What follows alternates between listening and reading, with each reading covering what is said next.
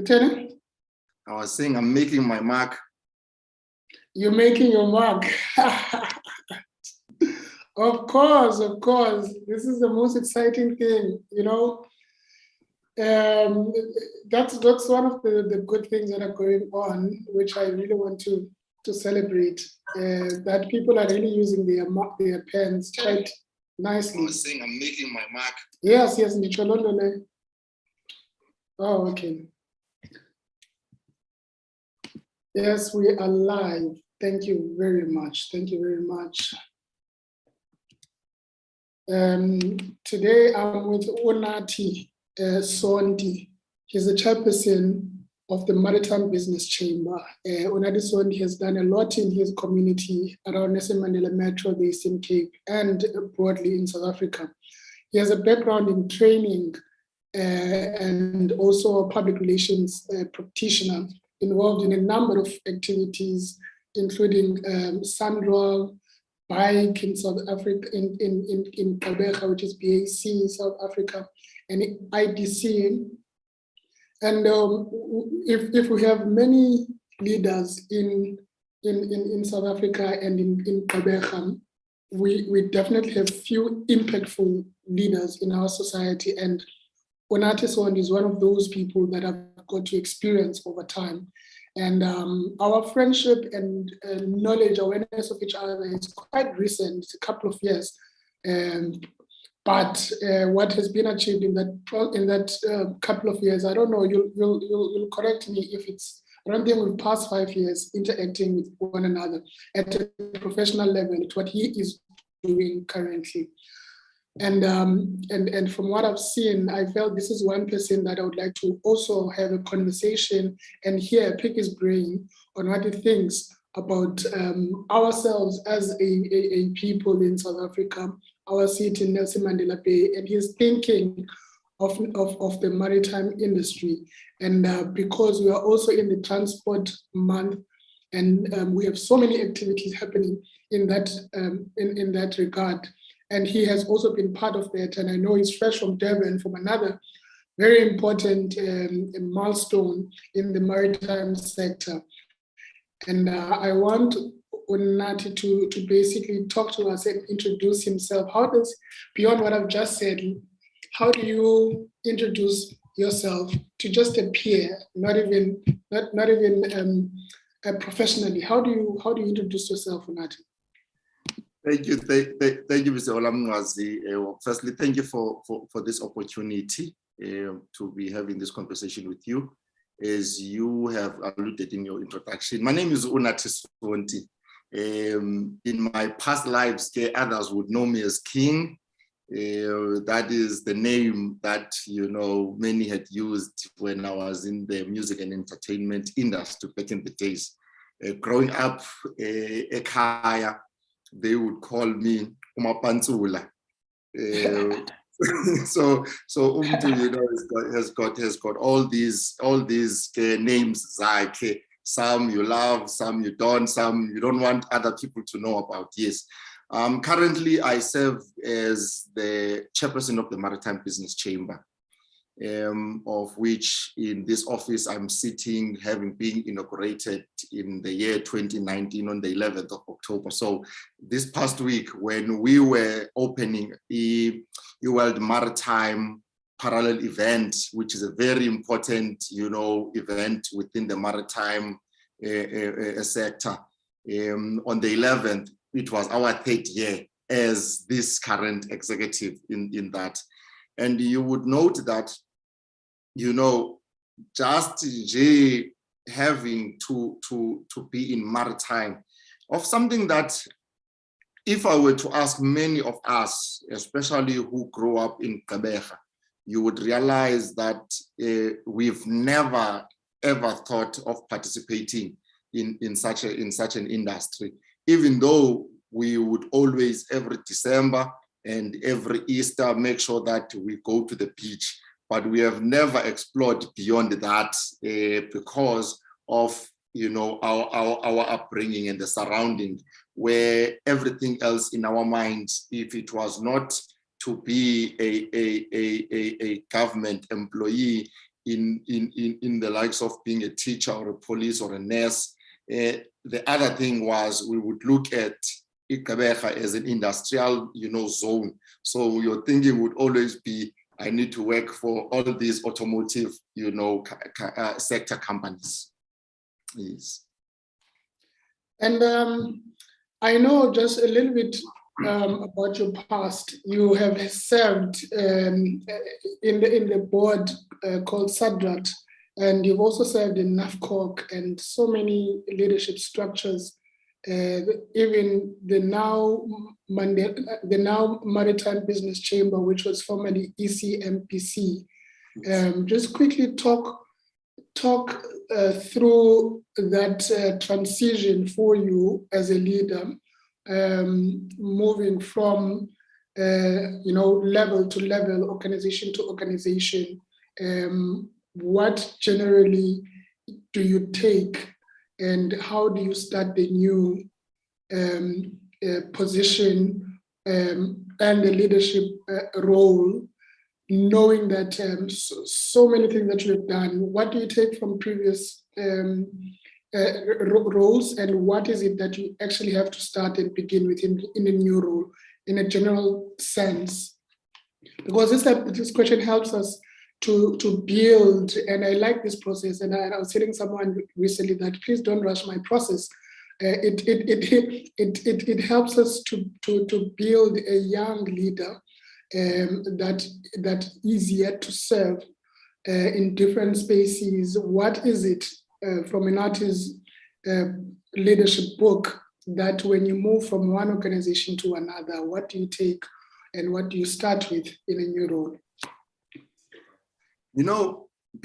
Before I can even respond to that, and this, it keeps on coming back.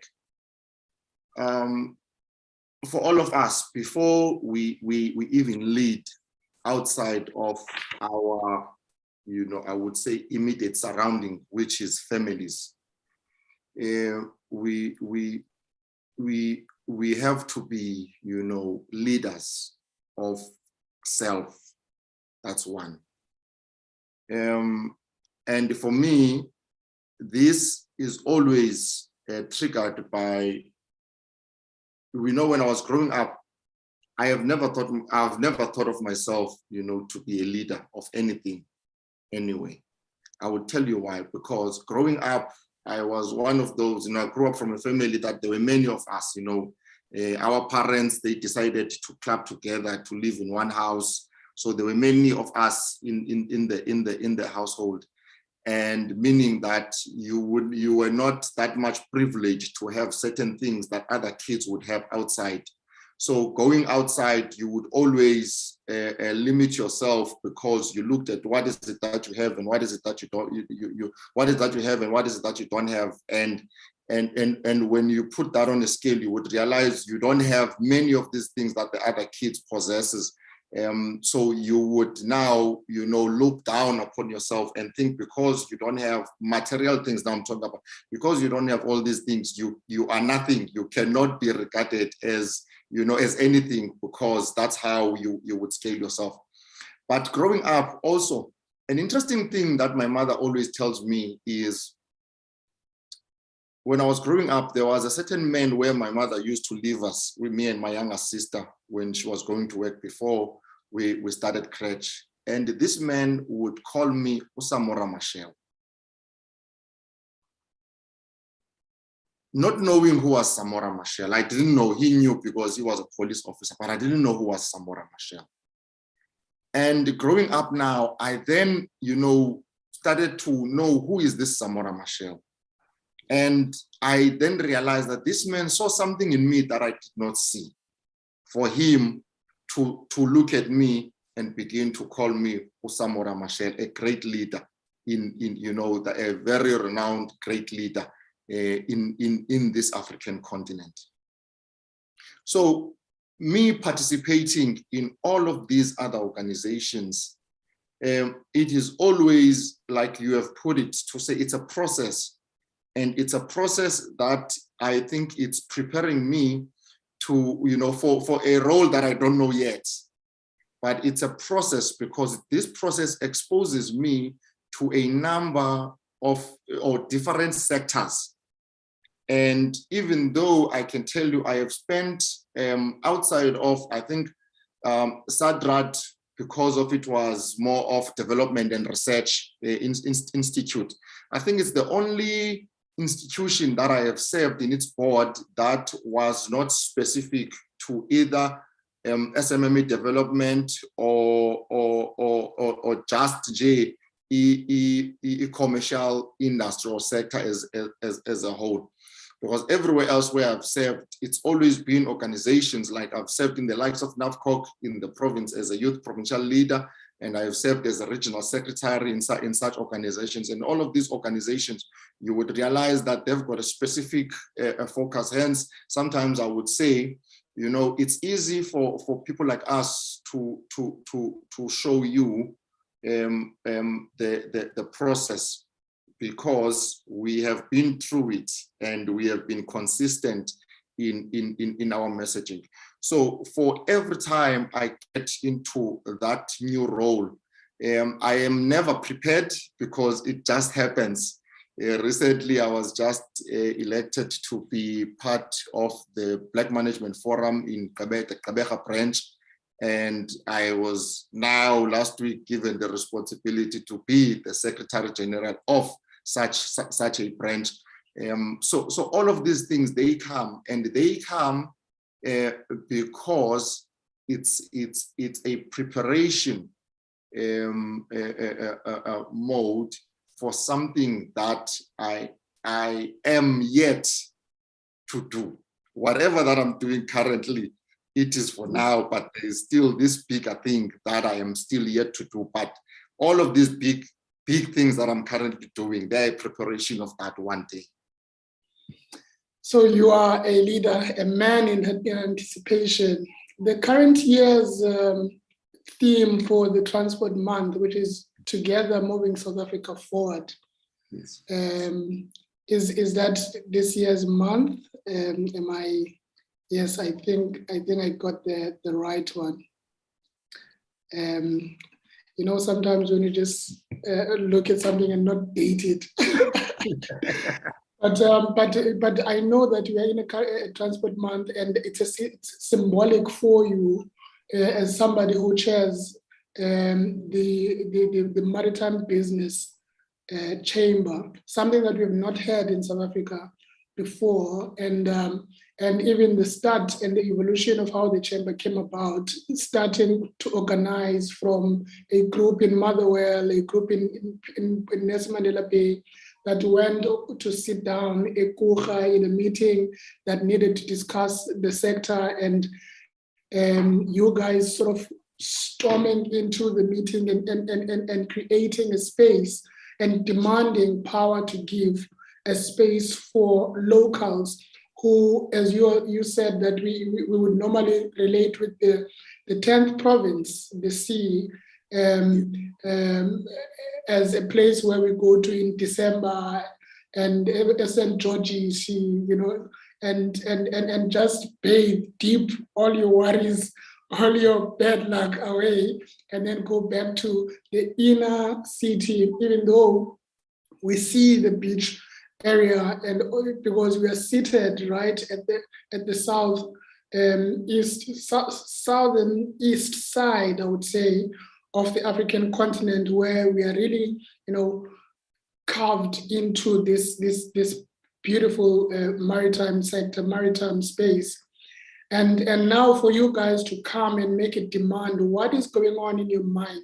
What are you demanding? Why do we need to participate in this 10th province in South Africa? Briefly, your thoughts. What are you thinking? What's on your mind? Firstly, if we are to talk about the Transport Month, is, you know, especially around the theme itself, knowing that we've got this versatile minister of ours, Minister Mbalula of Transport. So you would note that the keywords there are Sishovin Golova. That is, you know, the keywords, but mainly trying to push, you know, infrastructure that sustains our livelihoods. So that is the main key focus of the Transport Month for 2022. But going back to your question is, like in my intro, when I said we are now 3 years in the office, and it's a 3 years that is filled with quite a number of things that have happened when we started. And what continues to be in my mind around this is South Africa, it is a maritime nation. And whilst it is a maritime nation, it's a maritime nation that has not fully yet taken up its position. You would understand that even in the country as a whole, the country, 96% of our imports and exports, they are all pushed by sea, all of them, 96%. So that means it says there is a greater potential, but that potential is not fully yet being exploited, because out of that 96, whatever that we are exporting it at a very, very cheaper rate, because we are exporting raw materials instead of also establishing industries that where we would be able to manufacture some of these things. The iron ores, the manganese, all of these things, we export them raw as they are. So that is one thing that bubbles my mind, is to say we can be somewhere as this country in terms of in maritime. And with us as the Maritime Business Chamber having to have played the role that we have played and continue to play in trying, one, to influence the industry and influence government, in trying to make sure that small businesses are being introduced into the sector, that there is greater awareness, jobs are created, skills is developed in this country, so that we are able now to play the critical role that we are ought to play. We had the World Maritime, the IMO, International Maritime Organization representatives in South Africa last week, where we were showcasing our potential. And as we were doing that, during this Transport Month, again, the biggest question for me, it remained as, whilst we do all these things with this great potential, where are the key industry players? Why we don't see them? Why you don't hear them speaking up? Are they comfortable where they are, or are they not finding comfort in us or the government where they are? So these are all the things that are running through my mind. Whilst I know that South Africa is a pivot for global shipping, and we have direct sea routes that are key. But we have not yet maximized on that potential. So those are the things that are running, through my mind. And they run through my mind with solutions as well. To say that I'm not bringing up all these things to say this is not what is happening, but there are solutions also on the table, as to say, how do we move this thing forward? How do we make sure that South Africa really realizes its full potential as a maritime nation? Yes, and thank you for nudging me to correct the theme. Olwam, together building infrastructure that builds lives and livelihoods. Your vision for the Maritime Business Chamber is to be a leading, inclusive, progressive, and transformative chamber for the development of competent and sustainable maritime enterprise. We know the sea, the maritime space, largely also for religious reasons. going deep for religious reasons, and many different groups in South Africa use the space for that. I know that when we grew up, we used to also making sure that when we were in East London, at the beach, we probably would always bring a 2-liter, a 5-liter of water with us. And that would be used to sometimes, to cook up and cleanse yourself and all of those things. And people would wash. And so there's this cultural way that we relate to the sea.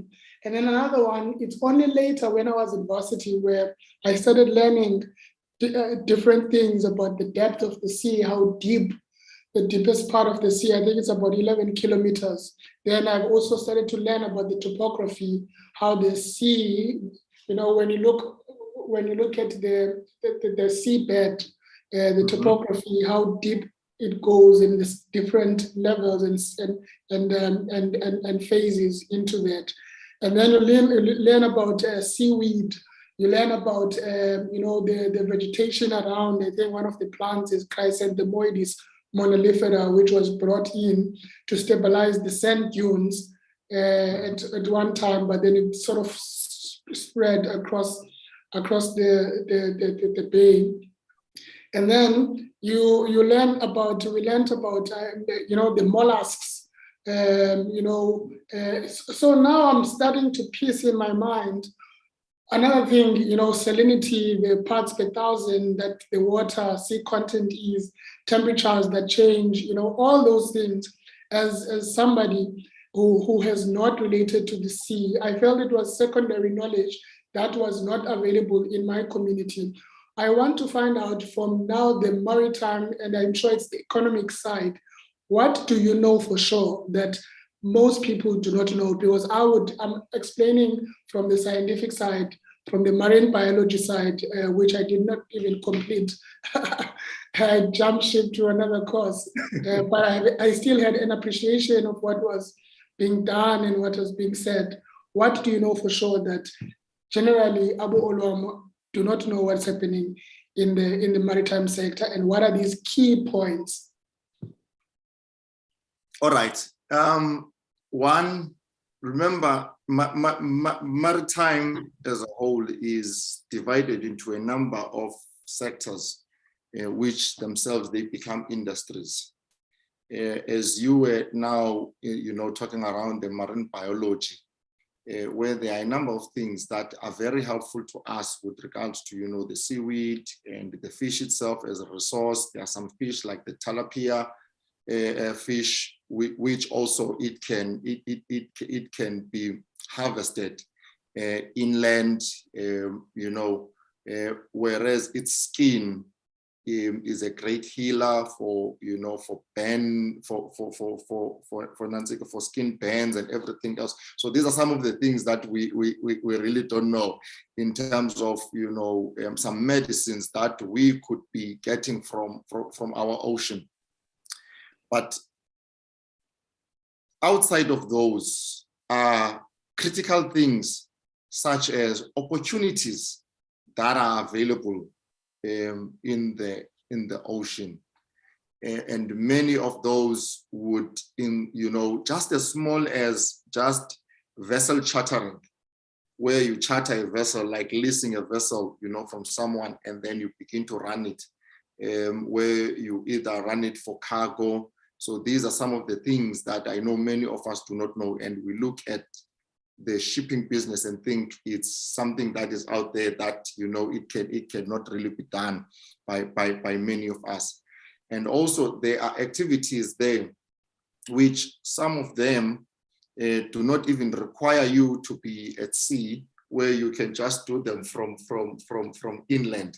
And those things that also relates to that is now issues of vessel agencies, where you do the clearing and forwarding and booking of vessels that are coming into our ports.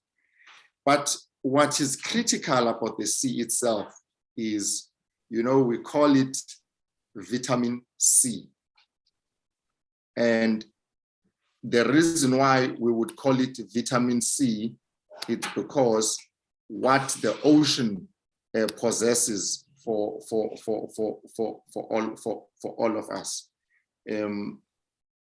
The healing that the ocean itself brings to all of us, without us having to do anything or saying anything. But on the commercial side of all these things, pharmaceuticals, they depend on some of the resources that are available in the ocean. So there are quite a number of opportunities that one can look into, that many of us, when we see the ocean, we don't realize that there are all these opportunities that we can begin to maximize on. There is a fishing sector, and of which South Africa is one of those, big fishing communities, where the fish that we have is being consumed by the world. And we see fish that we eat at all these restaurants, and we do not realize that majority of that is not even from our ocean. We still import whilst we export our best fish, and we've got the best fish. So these are some of the things that we would really start to need to make sure that all the citizens of this country, they are aware of such, and they can also explore these opportunities that are there. There is marine tourism. South Africa boasts about, I say it's even over 3,000 kilometers of a coastline. So that tells you, what opportunities lie in that region with regards to marine tourism, with everything else that is available, with the St. Due activities that can also, begin to bring in income. If you look at Sadania Bay here in Gqeberha, if one was to be really focused, you would then realize, how do you begin to maximize an opportunity with the St. Due that we have that side. And then when you went to Durban, briefly tell us what was happening there and what were the key takeaway moments that build onto the work that the Chamber does. Okay, so when we had the World Maritime parallel event that took place last week, firstly, I had a great pleasure of being afforded an opportunity to present to the Association of African Maritime Administrators, which is AMA. This association, it boasts all the African maritime administration organizations in the African continent. It boasts all the ship owners in Africa. It also has membership from, seafarer representatives. So seafarers are the people that work in the ocean. So all those people that work in the vessels, they are called seafarers. So the organization has got all those elements, but it was lacking only one. And that one element that it was lacking is what we as the chamber, possess. The small, in fact, not just small, but the organized business community that needs to represent, the interests of all enterprises within the maritime sector. So I had that opportunity to make a presentation in that platform. So that is my first takeaway. The second takeaway is the potential of South Africa. One, to host international events. We continue to showcase such, because we've done that with a number of World Cups that we have hosted. But hosting a maritime community in South Africa, for me, I had hoped that this would be a great message to our government that says, South African government, if the international maritime community can find confidence in us to host them, what does that mean for South Africa? It then means South Africa is indeed a maritime nation. So how do we then now bring the confidence of this international community into us, making sure that all these vessels that are passing by our ports, our shores, they get the services that they need? So how do we make sure that, you know, there is seamless access to ports? So this is now the conversation that we will start now having, as to say, how do we make sure that our 8 commercial ports in this country, they operate efficiently, so that the same international maritime community that had a confidence to come to South Africa and be hosted by us, but now can come and say, we are bringing you business and can you sustain it? And also, how do we then make sure that we build all the auxiliary services that are needed by passing by vessels? What do I mean by that? Passing by vessels, like you would note, there are over 1,000 vessels that are passing by even right now that you don't even see. And all those vessels that are passing by, some of them, they don't even stop at our ports. Some of them, they need to bunker, which means they need to fuel up. It makes them easy. It makes it easy for them to load more cargo and travel light. You know, so we can offer such a service. We can offer a service where we provide them with stores. That means food, you know, spares that they would need. So if as a country we can start to gear ourselves up in that regard, we would then be able now to not only respond to a call to host a conference, but now we would respond to a call that says, we are able to give you the services that you need as the shipping companies. But the main one in all of that would be making sure that South Africa expedites the process of its ship registry, because any country that does not have ships registered under its flag, it's as if it is non-existent in the maritime industry as a whole. So those would be my take homes from that past week. And it was also a great pleasure to see, you know, some of our colleagues, especially from Gqeberha, like the likes of Unathi, having to present and represent, you know, South Africa as a whole, giving a perspective of maritime as a, you know, a sector focus of South Africa and where we are going. So such for me was one of those, the greatest highlights, as to say, indeed, we've got the potential to drive maritime forward up in South Africa. You mentioned Unathi now, such a powerhouse herself, and also I'm thinking about Olwam Mtati, who's also driving the Saimi ship at the moment. And then as you are raising these issues, I'm thinking about the barriers that you are fighting against and some of the successes. I know some of the barriers are the cost of entry into the sector.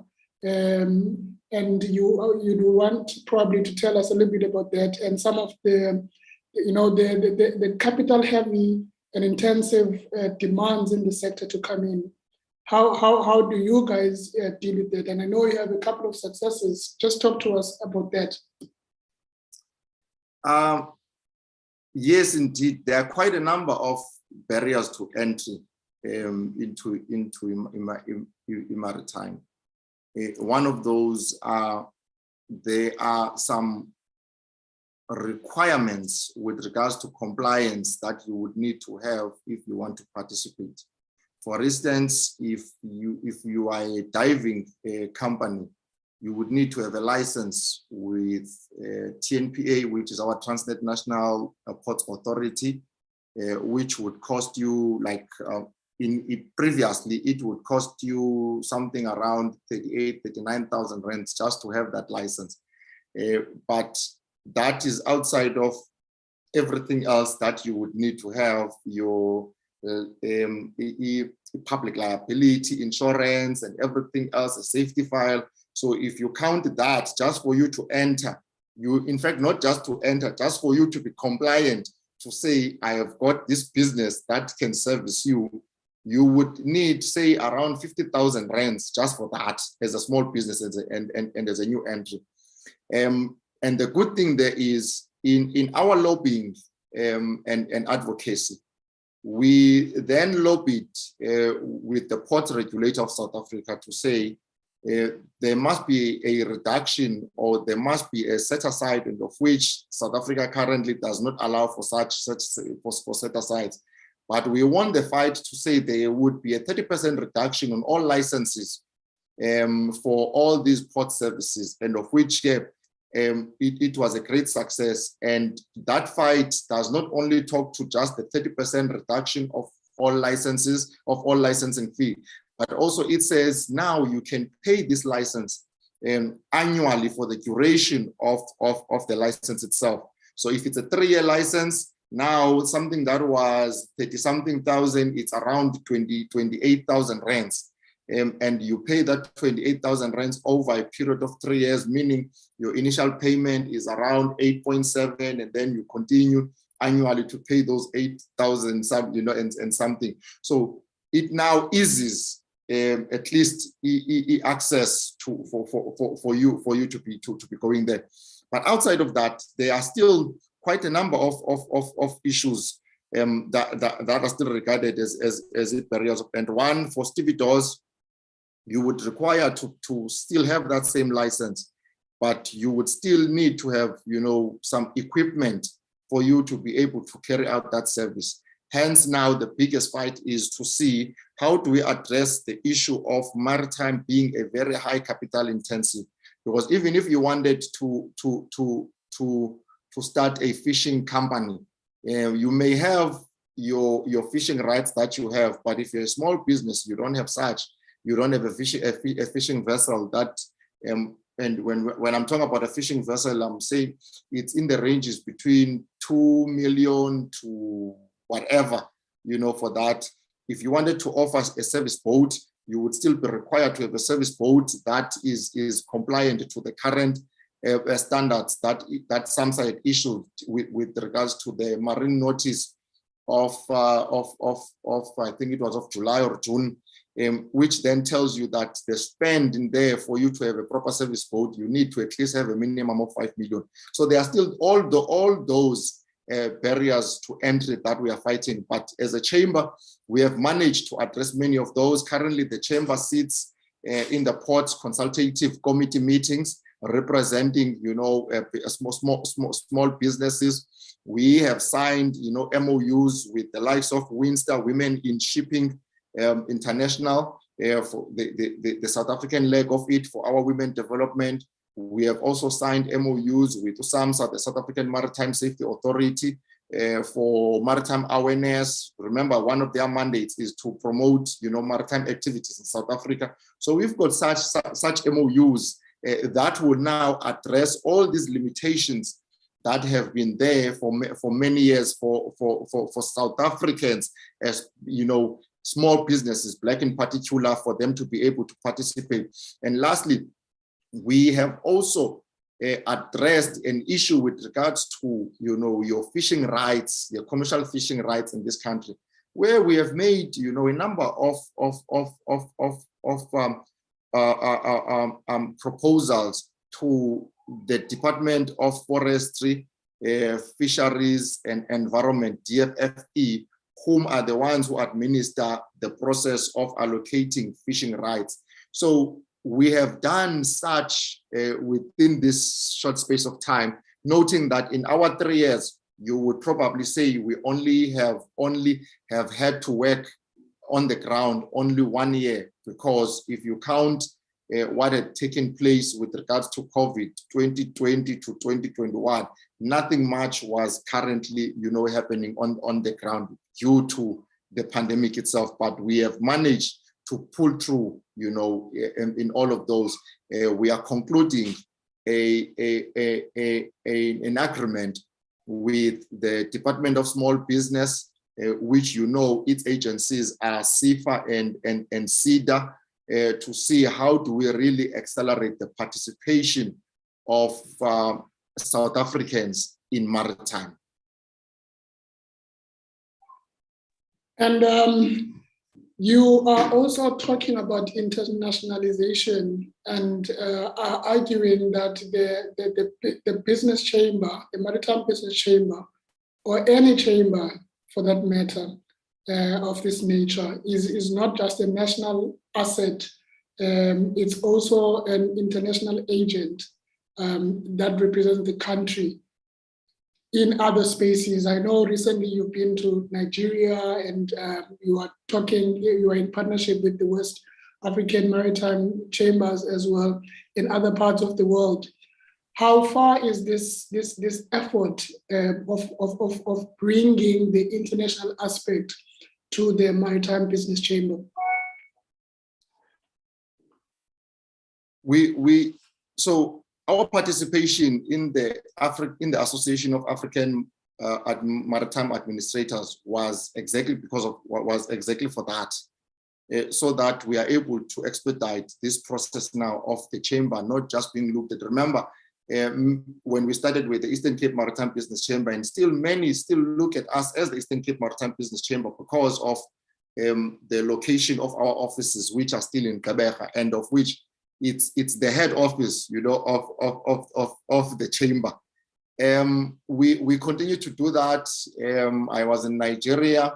We are currently in engagement with the African, with the European Union chambers, of which you also assisted in that, in making sure that we make the right linkages. We have been in conversations with the Black Seas chambers.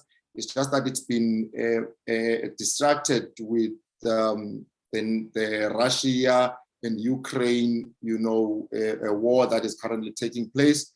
In the last month, also, we have made strides in Switzerland, in particular in Geneva, where we know majority of the decisions and the ship owners are based. So we are slowly moving towards that direction.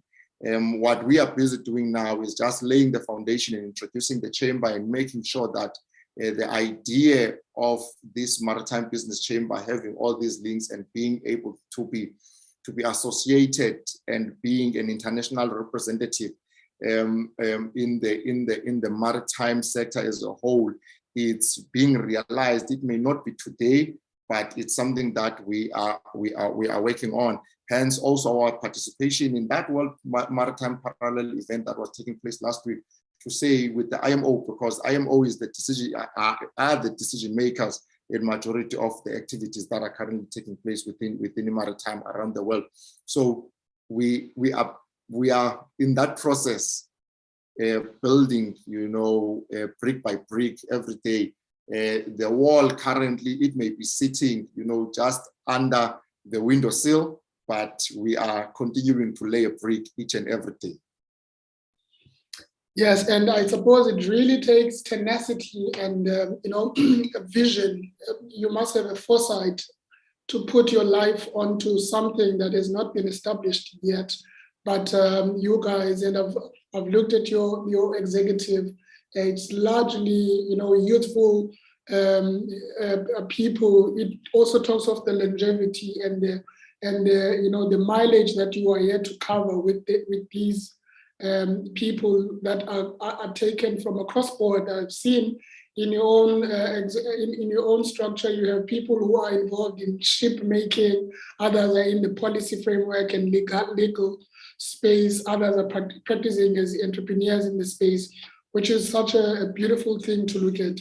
As we are coming to a close, I would like for you to take me through what does it take, what do you need to carry out a successful vision for this industry. I lost you there at the beginning. Well, maybe just the question I was trying to get to was what does it take to have and to carry this vision to its success? What do you need? What kind of competencies? What kind of other partners that you need in order to make this mandate a success? Firstly, I would say, one, we need to be stable. Stability, if you remember in my introduction when I was talking about leadership, when you were asking me about the leadership roles, stability in your life, if you are able to manage your affairs. So obviously, we can see as a married man with a family, managing that teaches me a lot, to be able now to see the vision, that the chamber wants to achieve. But one of those key and critical things that I believe one needs to be able to manage such a vision and make sure, especially in this sector that is unpredictable. You would note last week we had the biggest strike in Transnet, which has costed us billions, I think over 2.2 billion, because majority of our cargo comes through the ports. One of those would be to be able to manage. One is to be able to multiply what we currently manage, and to be able to manage what we multiply. So as the chamber is growing, bit by bit, and that is what we continue to do, multiplying what we are currently managing and being able to manage what we are multiplying. When we were started, we were a small number, and now we are growing. And as we are growing, we are multiplying that. And even our visibility as a chamber continues to change, not just to be looking at small businesses, but to be looking at all enterprises, including established commercial businesses within Maritime.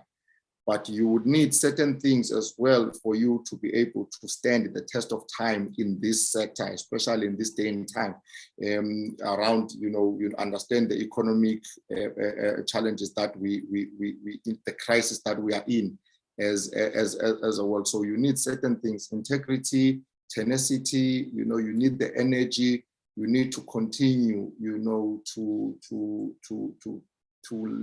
be at peace with yourself, be at joy, and operate everything else with kindness. And I believe those are simple principles that are continuing to helping me and the leaders that I have surrounded myself with. But for the chamber itself, we are also in a process of setting up our board of advisory, so that it's not just things that I'm thinking, but also I also, inquire from those that have been in the industry for many years, to assist in putting down and driving the vision, the mission, and the objectives of the chamber, so that this chamber can stand generations and generations to come. And that is a very nice place to actually conclude, now that we've heard the heart of what you guys are doing. And also, perhaps in the near future, again, you can come back and tell us your progress, but I'm sure it will be in the new year, because we're trying to keep track of this industry. It seems that there's a lot that all of us can learn, but also can participate. But as you just close, just briefly, how do you define a leader? A leader, in fact, let me put it this way. It's easy for others to follow when there is a process, or in fact, it's easy for others to follow when there is a reference. So a leader, it is that model that becomes the reference for others to be able to follow. To me, that would be a leader. Thank you very much, Mr. Sonti. I wish you all the best, and also with your family, all the stability you need. May you never lack anything. May you always be empowered and clear with your vision to actually carry us into the future. May none of what you touch turn into stone, but gold and money and perhaps oil. Thank you once again, sir, and goodbye. And I see you're making a mark. You are making a mark. There's no other way. We must make our mark. Thank you, sir. And briefly, everyone, that's the black hat pen in collaboration with Parker Pen South Africa. And I'm actually having this one. It's an achromatic IM. You also have the IM range that is marked with black hat. And I'm glad to have people, leaders of stature in our fold. Goodbye.